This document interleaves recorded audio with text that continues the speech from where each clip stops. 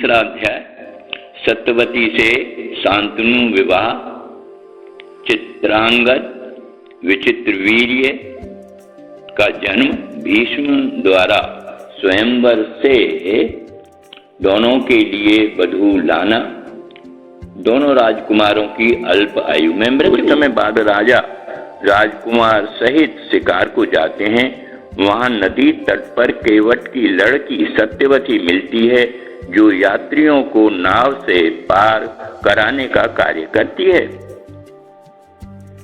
राजा उस पर मुग्ध होते हैं, शादी का प्रस्ताव करते हैं। वो कहती है, इस पर निर्णय मेरे पिता ही करेंगे। राजा उसके पिता के पास जाते हैं।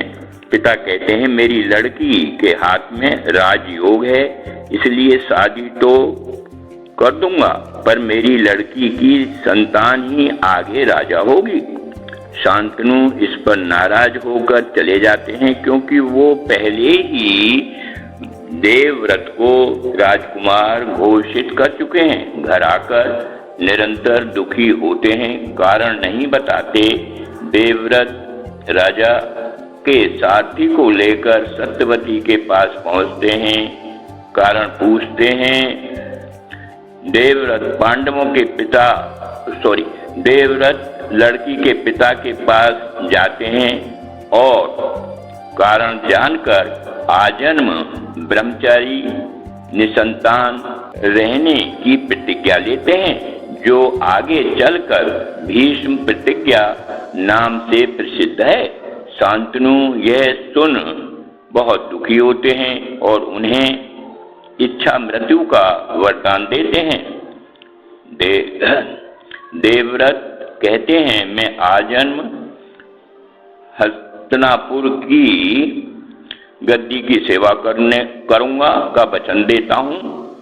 राजगुरु बृहस्पति ने कृपाचार्य, जो पहले कृत था, को राजगुरु बनाते हैं और कृति आगे द्रोणाचार्य की पत्नी होती हैं।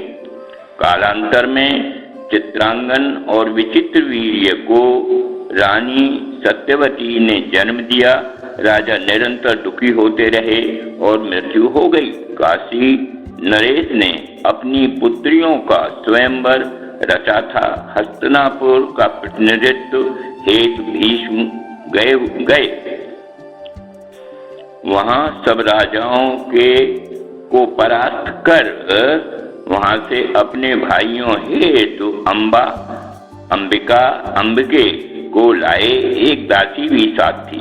स्वयंवर में इस पर शाल्य से भीष्म का विवाद भी हुआ, क्योंकि अंबा शाल्य को चाहती थी। रास्ते में शाल्य फिर भीष्म से युद्ध करता है, पर परास्त हो जाता है। घर आकर जब भीष्म सत्यवती को यह सब बताती हैं, अंबा भीष्म को बताती हैं कि वो शाल्य से प्रेम करती है। यह जान भीष्म आदर सहित उसे शाल्य के पास भेजते हैं, पर शाल्य इसे अपना अपमान समझ नहीं अपनाता। अंबा फिर हस्तिनापुर जाती हैं और भीष्म से विवाह को कहती हैं, परंतु भीष्म प्रतिज्ञाबद्ध होने के कारण मना कर देते हैं। इस पर अंबा अपना अपमान समझती हैं और भीष्म को श्राप देती हैं। सत्यवती के दोनों पुत्र चित्रांगद और विचित्रवीर्य की अल्पायु में ही मृत्यु हो जाती है।